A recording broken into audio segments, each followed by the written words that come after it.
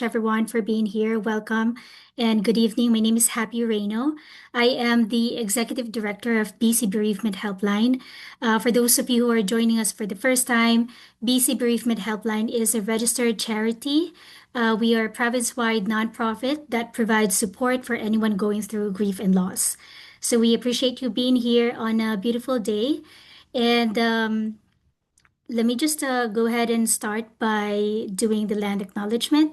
So, BC Bereavement Helpline acknowledge that we are located on traditional, ancestral, and unceded territory of Kikite First Nation, as well as the lands historically shared with other Coast Salish peoples, including those who speak the Halkomelem language. We are committed to supporting truth and reconciliation and culturally safe grief support across BC. And if I can invite you guys to share in the chat where you are joining us from, that would be great.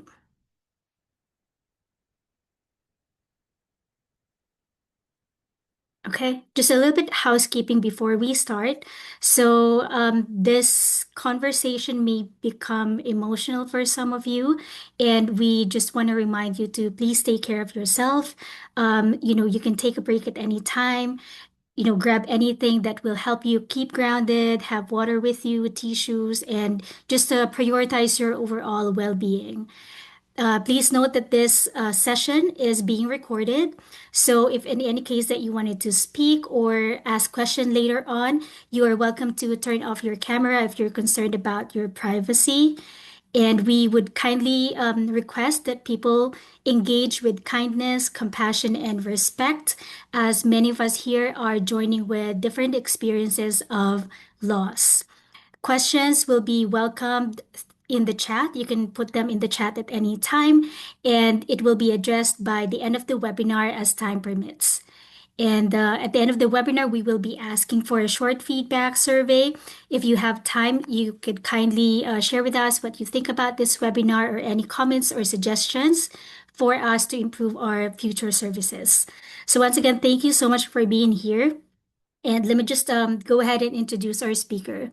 So our speaker for tonight is no stranger to BC Bereavement Helpline. For some of you who's been joining us for, in the previous sessions, you might have seen him, host one of our webinars from last year. And he also was our speaker in our in-person event. And I'm really happy to welcome him back tonight. Godwyn is a proud West Indian and Métis Cree man from Winnipeg, Manitoba, a circle keeper and spiritual guide with more than 20 years of experience supporting individuals and families through loss. This evening, he will share reflections on grief, fatherhood, loss, and the importance of compassionate support.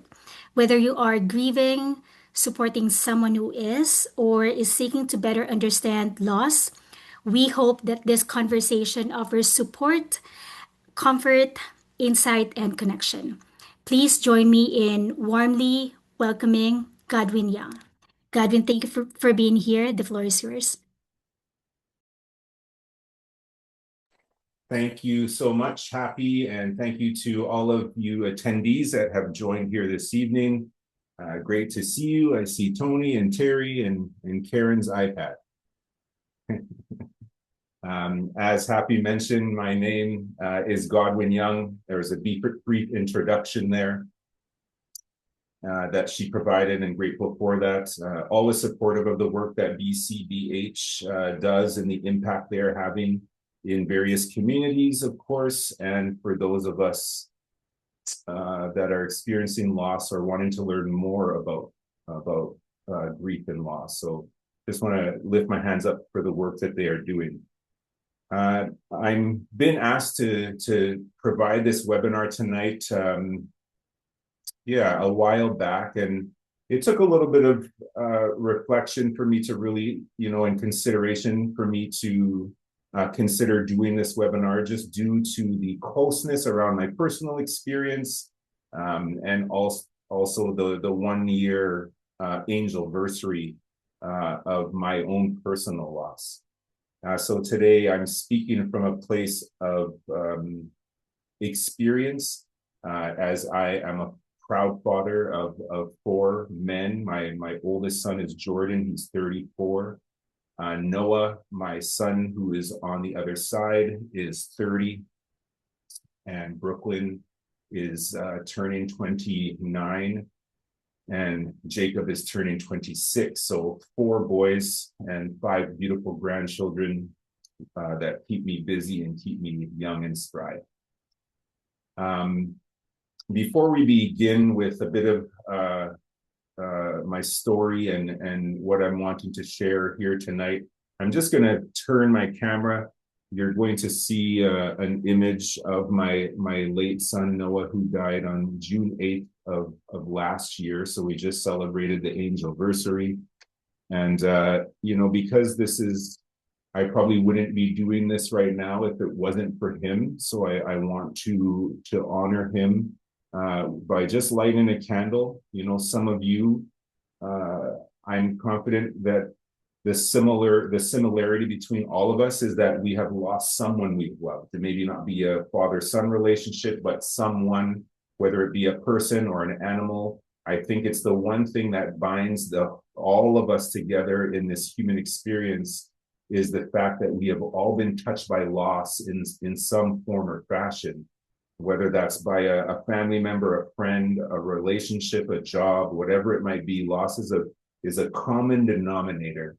And so anytime I have the opportunity to speak about my personal loss, in this case, it's in regards to my beloved son, Noah, I'd just like to take an opportunity to light a candle in his memory and in memory of all those. If you're someone here that has lost someone, I'm lighting this candle for all of us and for anyone that may be experiencing loss. And really, because candles, they bring, they have a way of warming our hearts and touching our spirits and reminding us of the light that the person in our life was and still is, in a way, just in a different form. So I light this candle in memory of all those beloved souls that are no longer here, and in memory specifically of my son, Noah.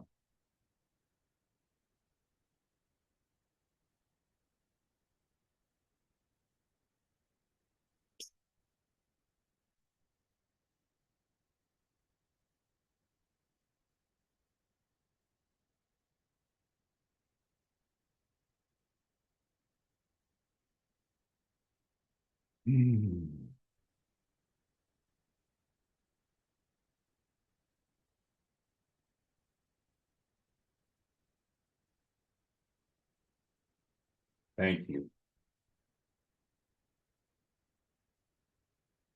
Okay, so to get us started, I'm going to go ahead and share my screen here. Thank you for that heart, happy, that response. I'll share my screen. I've put together a little bit of a slideshow or PowerPoint or what you call these things. I'm not overly tech savvy, but I'm learning. So we'll just make sure that we can see that first.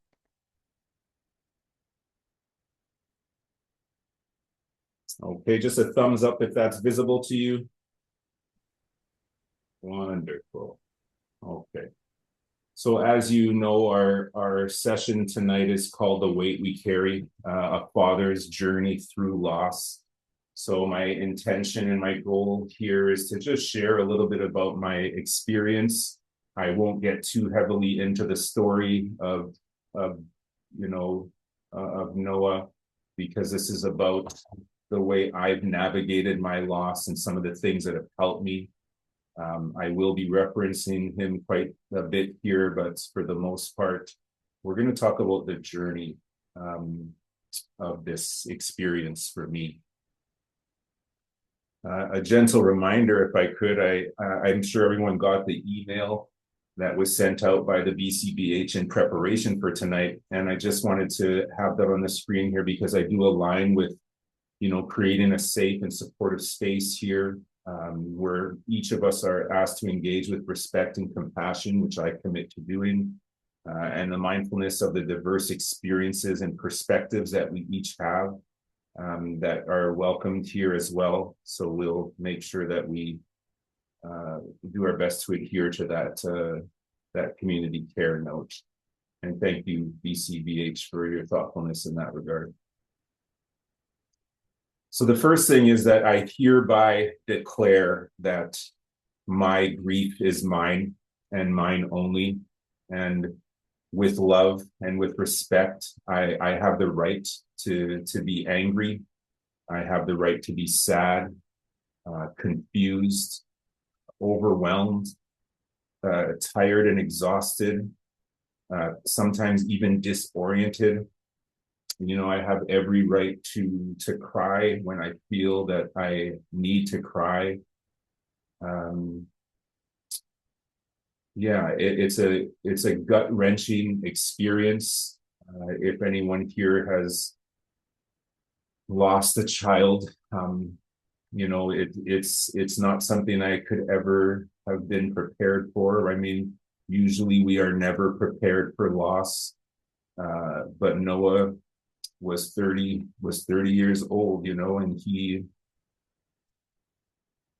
had a beautiful life. And we didn't know what we were in for and what this grief journey, this marathon of love would entail. And what it's still teaching us and will continue to teach us for many, many years, because grief is also a beautiful teacher of many things.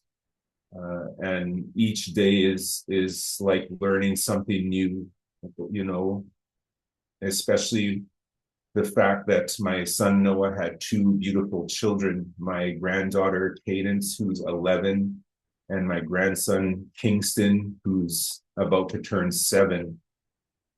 And so, of course, you know, I hear him in their words. I see him when I look at Kingston, and Kingston actually he just got glasses and he looks even more like his dad now. So although these are tough reminders, I do what I can to find them as beautiful reminders as well of Noah's presence still touching my life from afar. But I put this declaration here because I just feel it's important, even in and among some of the other work I do, that sometimes the grief just wells up inside me. We never know when a wave is going to hit, you know. And I was in a circle recently where someone else was sharing, and some emotion came, and the tears came, and I have to tell myself and believe it myself that my grief is mine and I have every right to be experiencing the wide range of emotions that I'm experiencing. So whether that be the confusion, and some days it's anger, and some days it's compassion, and some days it's sadness and loneliness, and there's even been days where I was depressed, and you know, so all of it, I have been giving myself the self-compassion to know that it's okay for me to feel these things and to build a relationship with them rather than shove them down due to other people's judgments or other people's influences or other people's encouragements, because people, for the most part, are coming from a good place. But my grief is mine, and this past year, which is the first year without Noah, so we went through all of the firsts, and there's going to be more, obviously, but we had to do the first birthday, the first Christmas, the first Valentine's, all of these, the first New Year's, and all of these things, the first, his daughter's first birthday without him as she turned 11, and he wasn't here to celebrate that. You know, so all of these little firsts that continue to emerge and continue to activate and bring these charges in my body, that for me to push them down or numb them would be doing a disservice to my family, my friends, my community, and ultimately a disservice to my beloved son who's on the other side. Noah would want me to express my emotion and share my emotion. I'm not that guy that subscribes to real men don't cry. I don't subscribe to that. I know the beauty and the medicine of tears and how they are memories in motion and how they are healing and nurturing. And I usually feel a little bit better after a good cry. So I make this declaration with love that it is my grief and I'm going to do it my way in the best way I know how. And we'll talk a little bit about that. And I have the right to experience all of these emotions you see depicted in these men here: broken, tearful, stressed, and tired, all of the above. But more importantly, so do you. You have every right to feel, to embrace, and to express your emotion as well. I'm not alone in this, and if I had to leave a message here today, it would be that you are not either. So we each have the right to experience this and to feel it, because it is part of this human experience. It is part of this ceremony of life. And as much as we have the right to feel these things and to express them and to share them, and to allow them to come and to meet them where they are and say hello to the anger and say hello to the fear and say hello to the loneliness. I did not know what my most difficult responsibility was. Feel free, let's just, for some engagement, I don't want to do all the talking, just if I asked you, what do you think my biggest responsibility as a father who lost his son, what would be my biggest responsibility that you might think of? Feel free to turn your mic on and throw an idea out there. It doesn't have to be right or wrong. There is no right or wrong. Anybody have an idea? What might be our biggest responsibility? There's one in the chat, Godwin. Oh, Nancy thank said, you. show emotion. So emotion is a big responsibility. That's a great answer. And I love that answer. I think it's important for us to model emotion, especially when, I'm dealing with his children, my grandchildren, and other family members. To show the emotion is a beautiful responsibility. Thank you for that one. I can't manage the chat at the same time, so thank you, Happy, for interjecting. If you see more, let me know. Yeah. So Kara said, be honest to yourself and your needs. I think this resonates with what you shared earlier.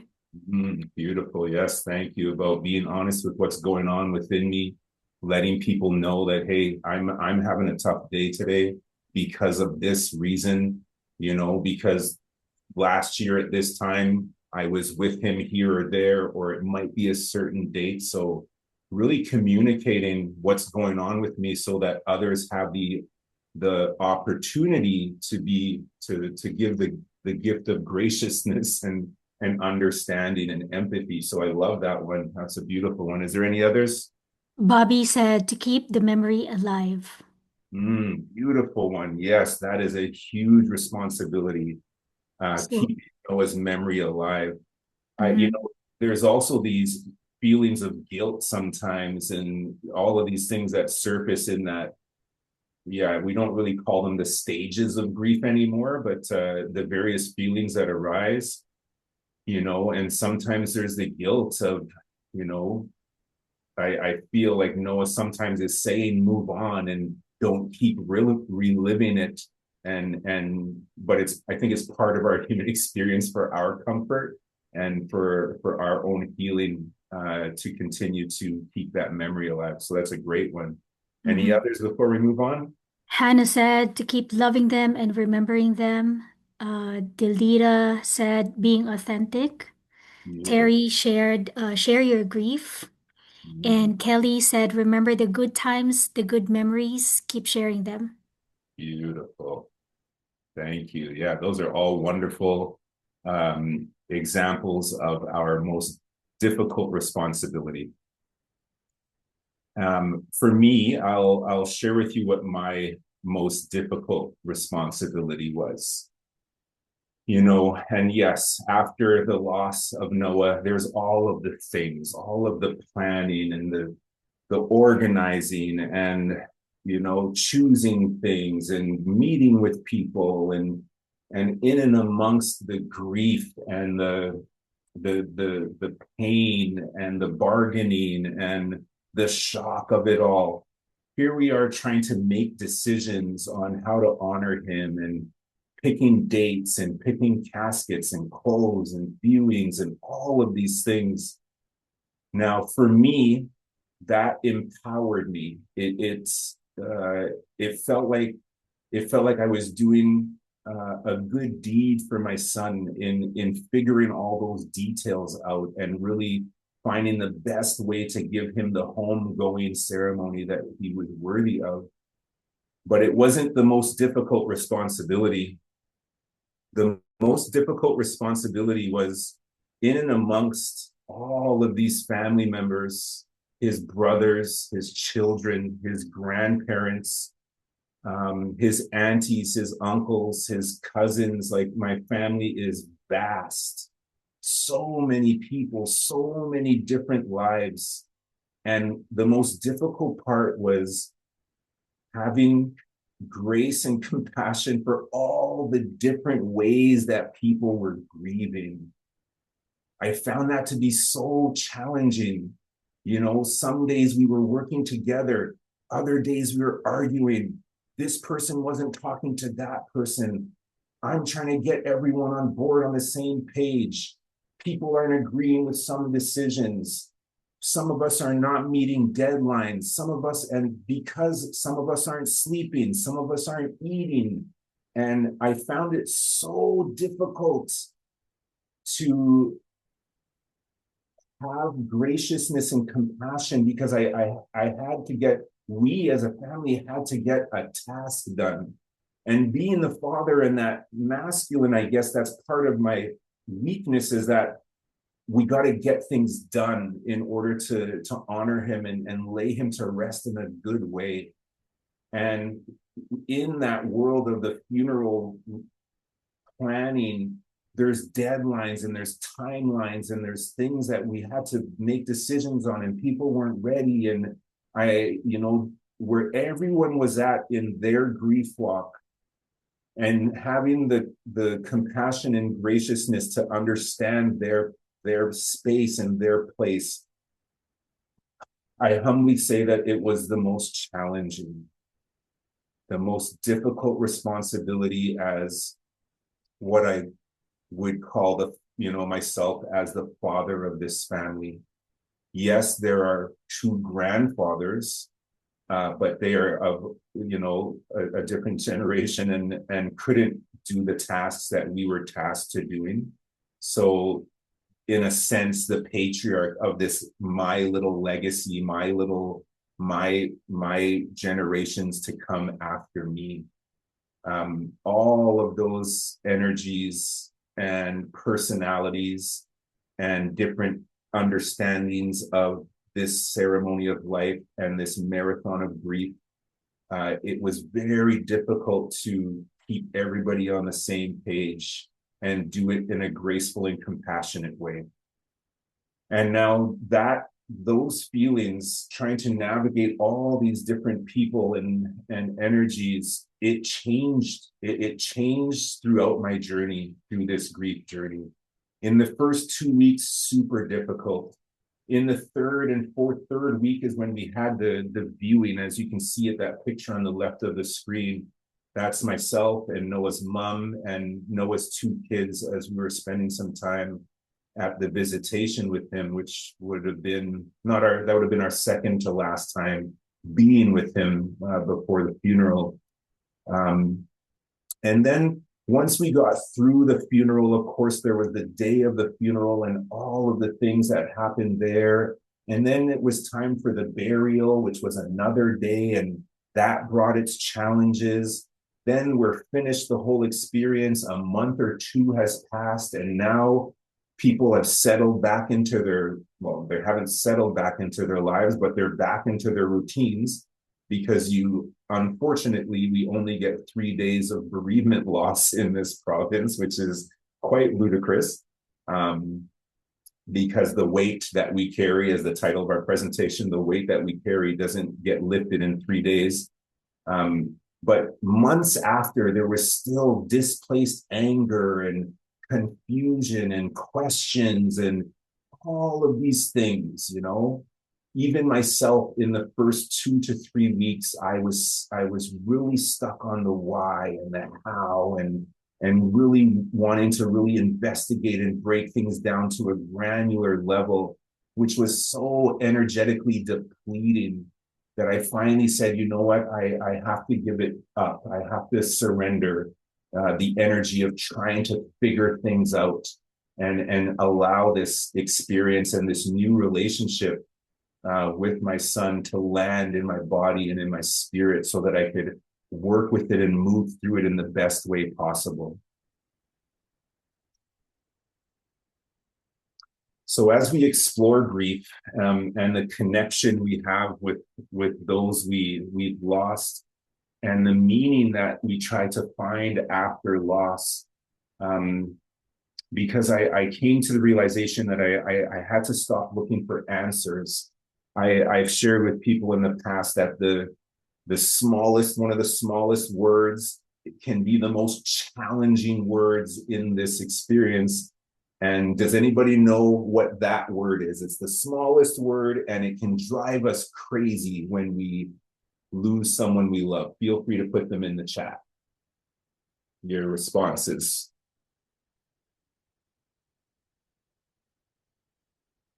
And Happy, let me know if any come in there, please. What do you think the most difficult word is that can drive us crazy? And it drove me crazy. So Nancy and Karen said, why? That's correct. Why?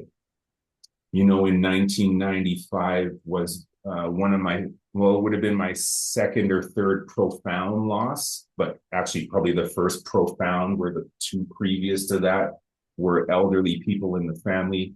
But in 1995, my mom, my Métis Cree mother, she died in a head-on collision.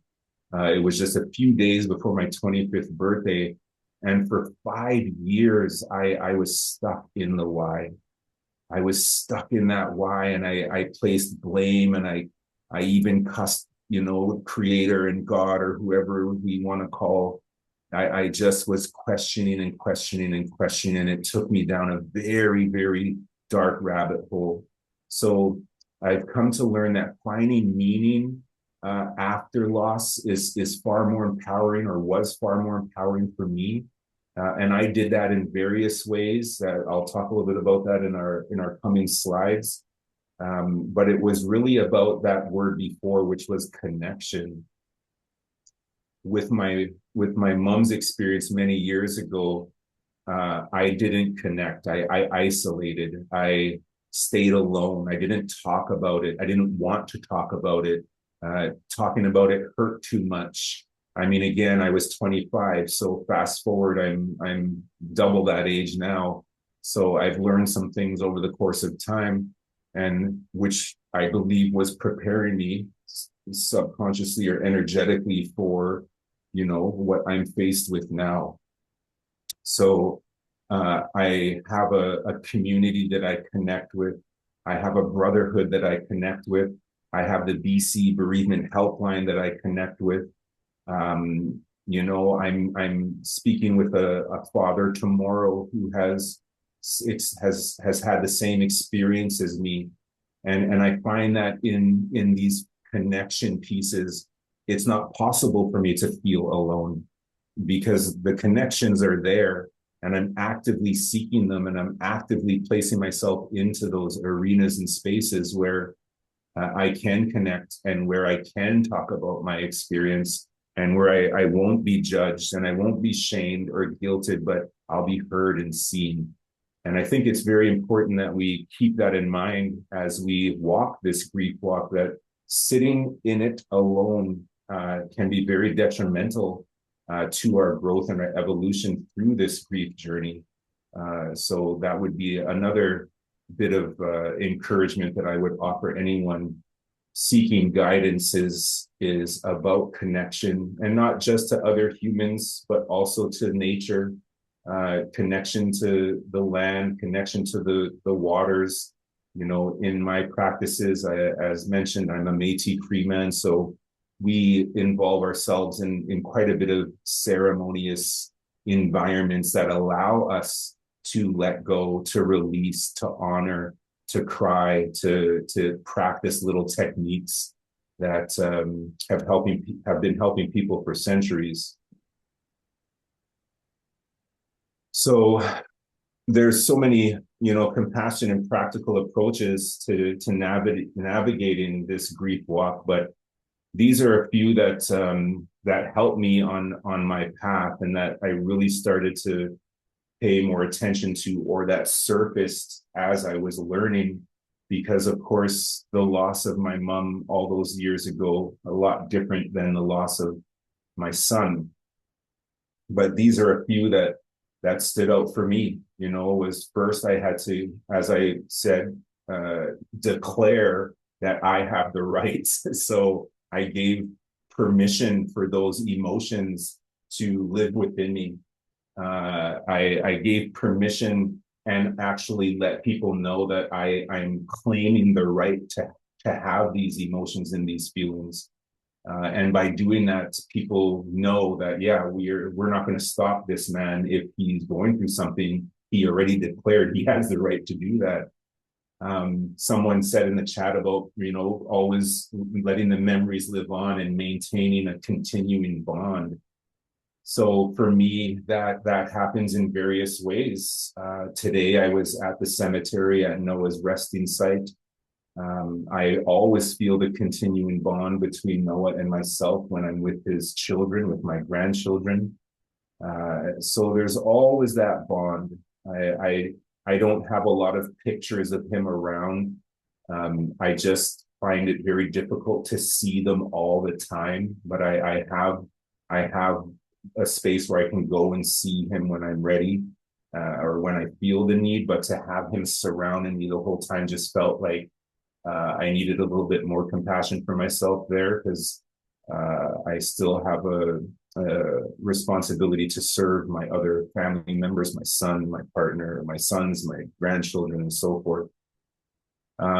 Number three there is a big one, because you know, emotions are stored in our bodies, and they surface when we least expect it sometimes.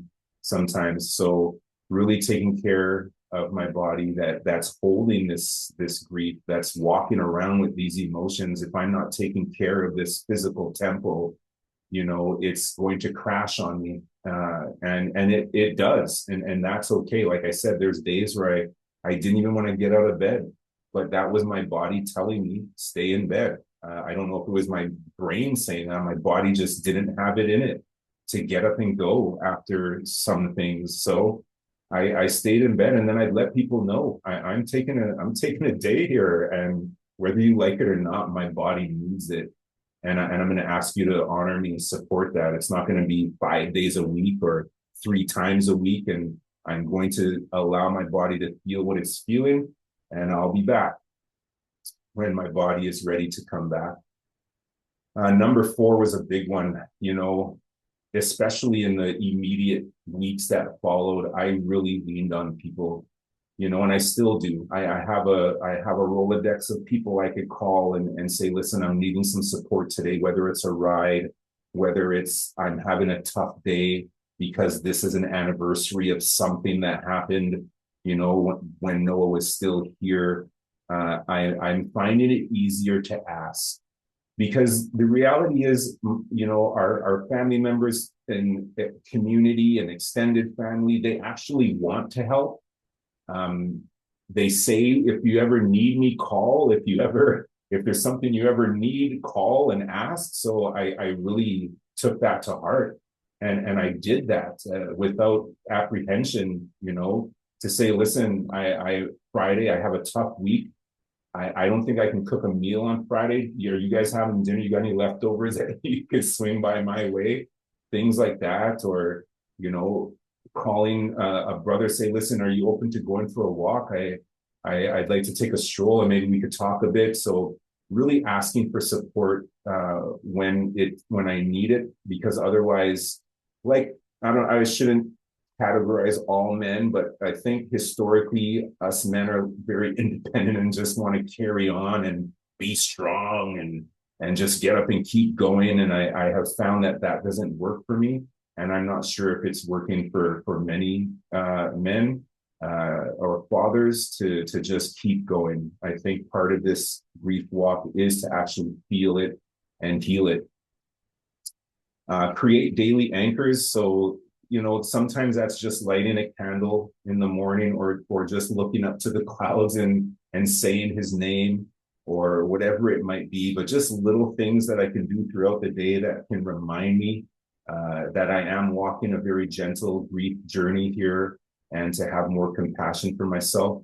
Hence the next one, which is practice self-compassion. In the first month, I was really beating myself up just due to the guilt and the shock that we endure when we lose those we love.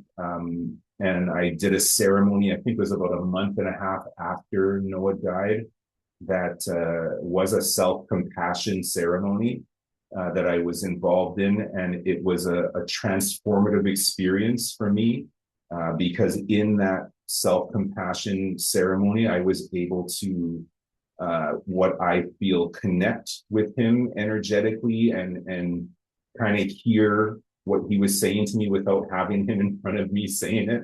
So I probably lost you there, but for me, it was very beautiful to experience the self-compassion in that way. And then honor the waves. I think what that means for me was don't push it back down. Like when it comes, let it come and just honor it. It doesn't have to go on forever. I was in a circle last night, and I think there was about 15 people there. And I saw this one woman who was struggling with just being there and participating, and she was shuffling a bit. And I asked her, I said, do you mind if I ask how you're holding up right now? Like, is there what do you need in this moment? And she said, I don't know. I don't know what I need. So I asked her, I was like, okay, well, if you're open to it, let's just close our eyes and put your hands on your tummy, on your womb space, and take a few deep breaths, and just take a moment and ask your body what it needs. And she took about 3 deep breaths, and then she started crying. So her body needed to cry. Her body needed to release emotion. So I think that's what number 7 really speaks to, is honoring the waves and really tapping into our bodies on to get the somatic healing that can come from that. And we spoke a little bit about finding meaning, not answers. As I said, in my first couple of weeks, that was difficult. I needed answers so badly just to create some clarity as to what the heck was happening and why this was happening. And number 9, tough one, but I have a personal example. So Noah left us on June 8th of 2025. June 7th was my birthday, so that was the last time I spoke to him, was June 7th.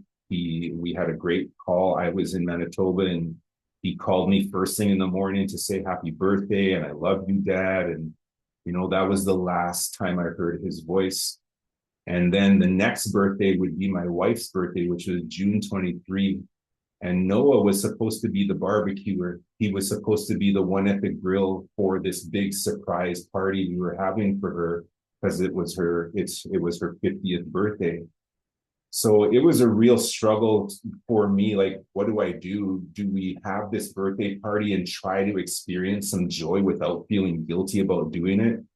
And after some prayer and meditation, and speaking to a few key family members, we came to the realization that yes, Noah would want, my wife Leah to still have a day. He would not want to rob her of that. He would want us to still honor her, because she was a huge part of his life, a huge impact in his life. And he was so excited to be the barbecuer for her day, as he just loved to cook. So we went ahead and had her birthday. just 2 weeks after Noah died. And although it was difficult, we did experience some joy. We did experience some light. I get a bit emotional as I think about that day because, it was hard to not have him there. But it was also beautiful that we felt like we had his consent to still allow some joy without feeling guilty about doing it. And then I think one of the most compassionate and practical approaches to navigating grief is when we do all of these things, it's to return to this present moment. If I stay in the past for too long, I'll get depressed. If I try to figure out the future too much, I'll get anxiety. I think it's Gabor Mate, or I'm not sure if it was Gabor Mate that said, depression lives in the past and anxiety lives in the future. But in the present moment, we can experience beauty. And sometimes just coming back to the present moment, whether you're using, your five senses to hear something, see something, smell something, touch something, to land right back here. Or if we're just standing, still with our hands open and our feet connected to Mother Earth and just grounding ourselves with a few nourishing breaths. There's various breath techniques that can be used to bring us back to the present moment. Is a compassionate way to honor the past, honor the future, but still be right here in this experience and in this moment. Now, there are probably others, and yeah, if you have some, feel free to put them in the chat. I'd love to hear some of those things. Maybe there's things that you've done that you want to share with our group here. Compassionate and practical tools and techniques and approaches that you've used or know that are beneficial, a hot bath, whatever it might be. Feel free to put those in the chat for some engagement. I appreciate you. So I'm not going to read this. I think sometimes things land better when you read them yourself. So go ahead and just take a moment to read this.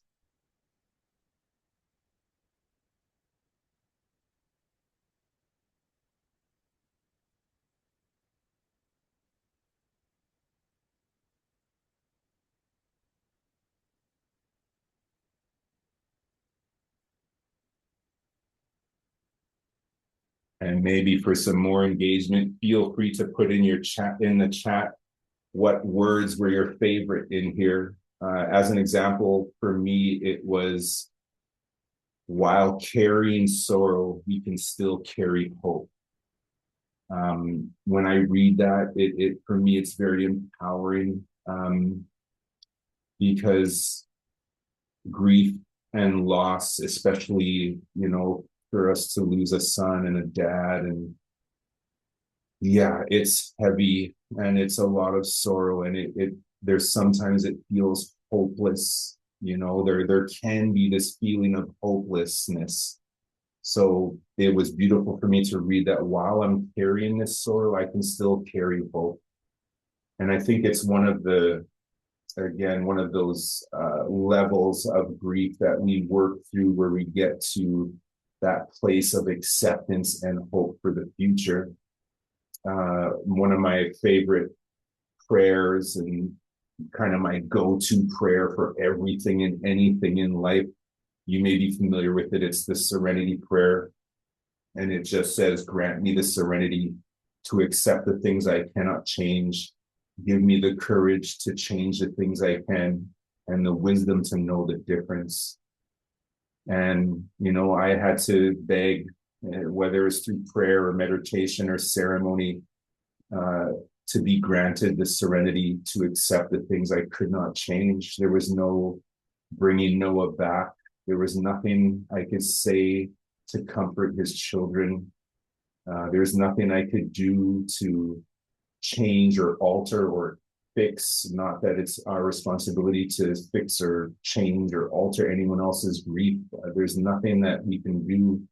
The only thing we can do is find the courage to change what's going on right here in this vessel, in this temple, in this body, trusting that I can continue to offer love and unconditional love and patience and compassion for others as they navigate their bodies and their temples and their memories.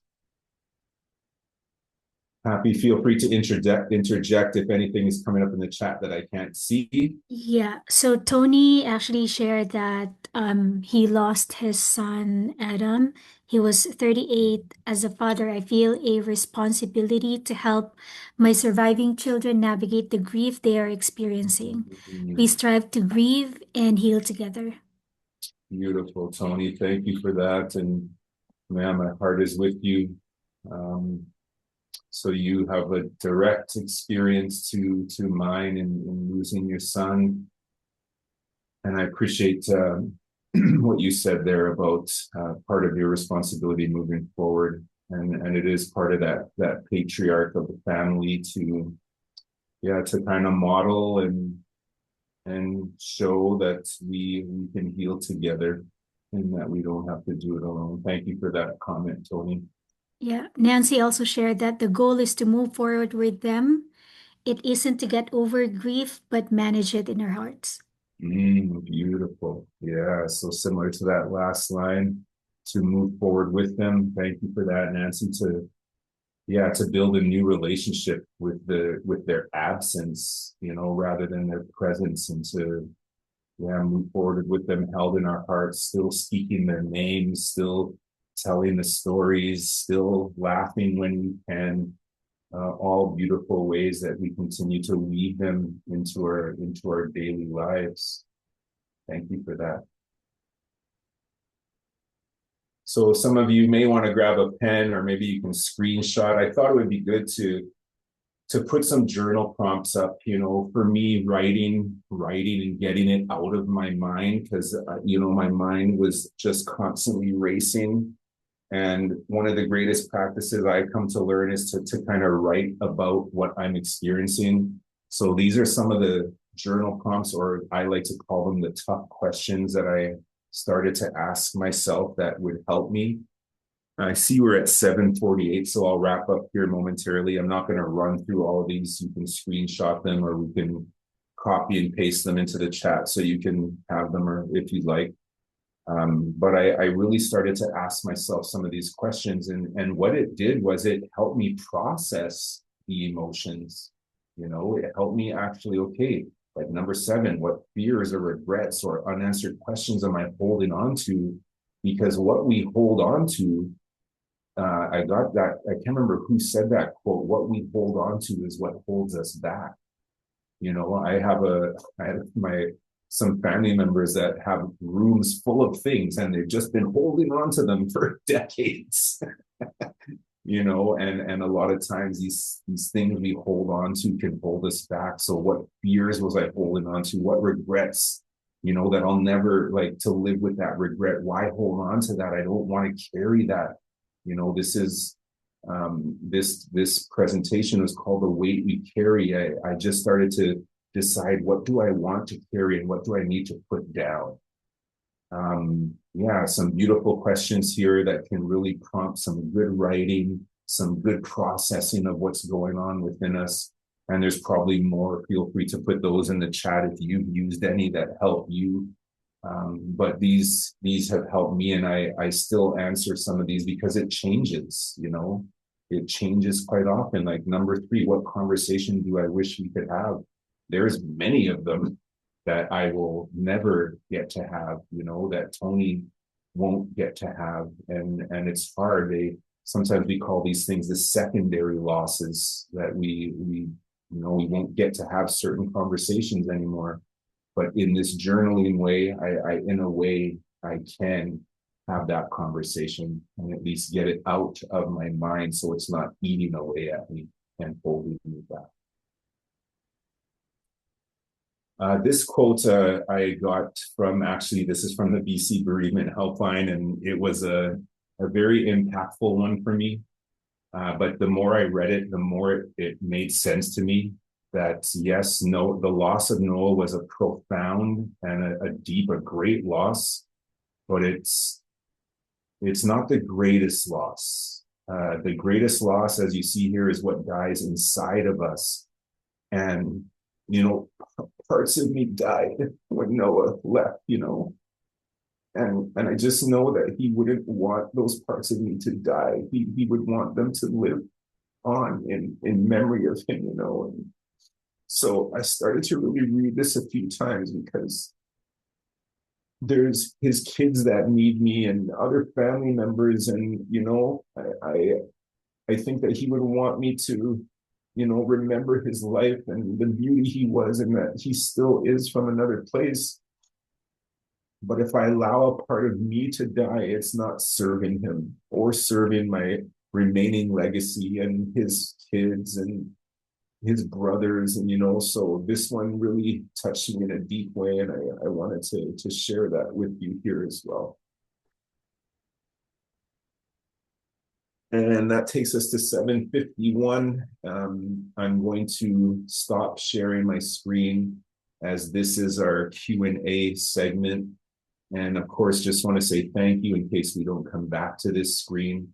But we just want to give about 5 to 8 minutes, no, about 6 minutes of questions, because I'm going to close with a video as well.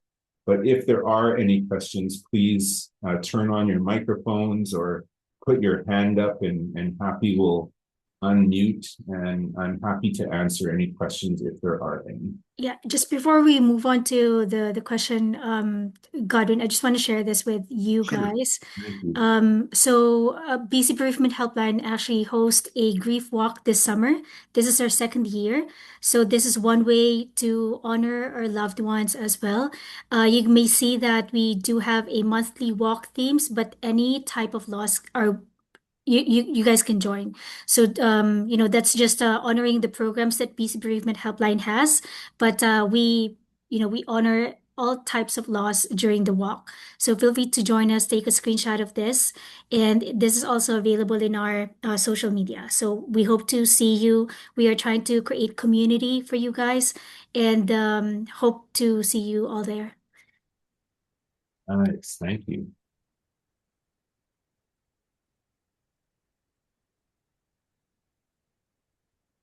Feel free to share any questions that you guys might have. Feel free to raise your hand or unmute yourselves.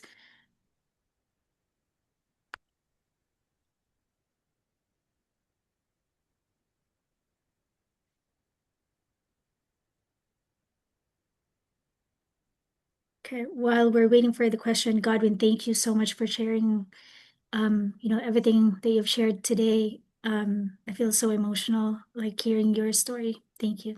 Thank you as well. Well, if there aren't any questions, I'm going to go ahead and share my screen one more time.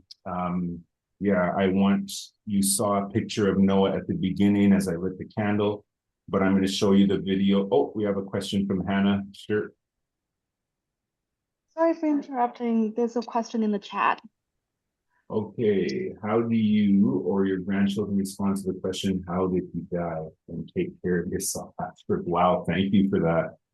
Thank you for reminding me of that, because at the funeral, there was about 400 people there in this big child sanctuary we rented, and I got up to share at the opening, at the very beginning, and I said, family and friends and guests, we thank everyone for the various support and condolences and gestures of kindness that have been offered, but I want to impart upon you something. And over the course of the past 3 weeks, as a dad, if I had $5 for every time someone asked me, how did he die?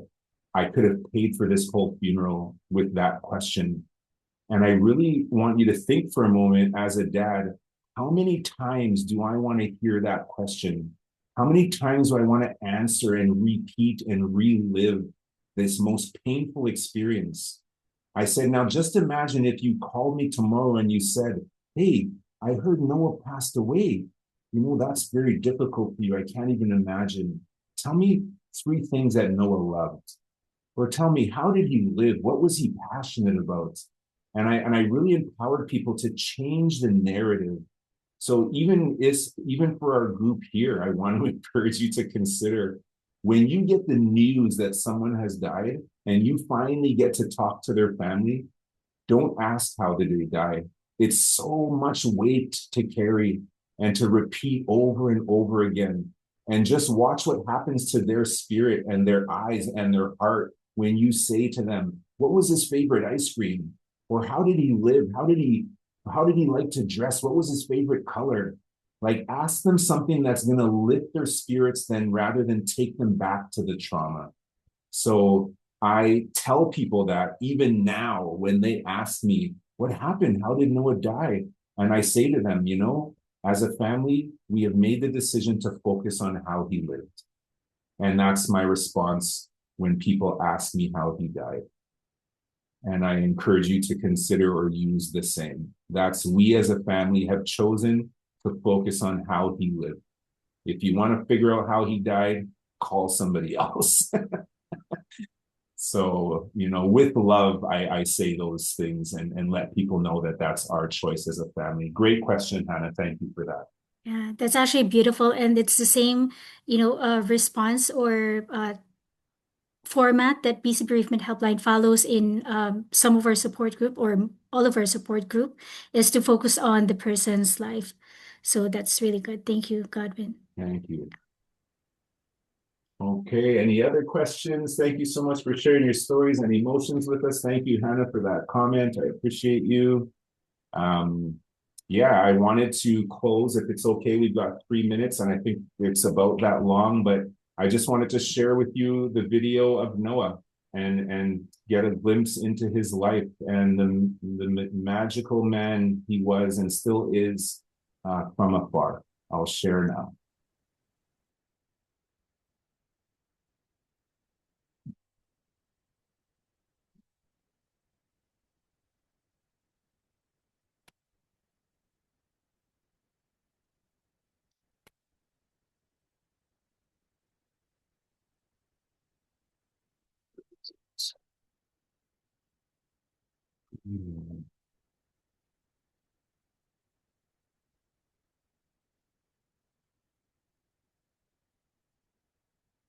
I apologize. I can't seem to get it. One moment here. I'll try again.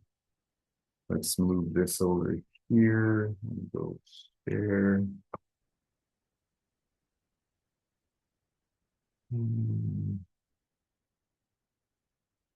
Into.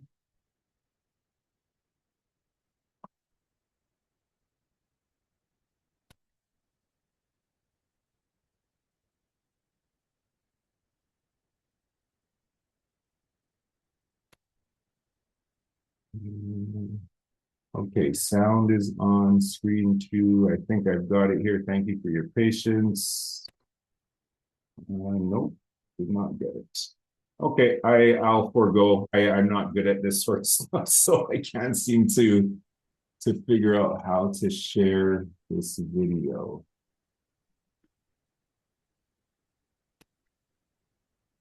Is it showing the hands in the heart right now? Yes.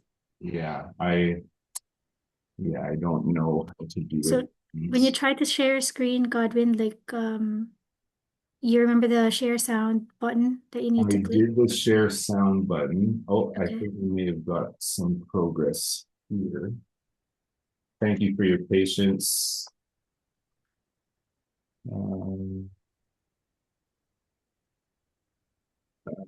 No, it's gone. I can't find it. That's okay. It's not meant to be. I can let that go. That being said, yeah, I just take this opportunity to thank each of you for your presence here today, your hearts, and yeah, for being part of this presentation and watching that with me. Oh, now it's sharing.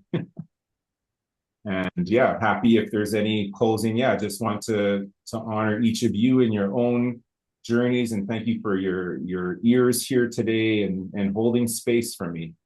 You as well have made me feel tonight that I'm not alone. So I lift my hands up to you and thank you for your time here tonight. Thank you so much, Godwyn. And please take care of yourselves, everyone. Remember that our helpline is open from Monday to Friday from 9 a.m. to 5 p.m. We are happy to speak with you at any time you need any support with your grief. And just continue to connect with BC Bereavement Helpline. Thank you guys for being here. Take care. Thank you. Bye, everyone. Thank you.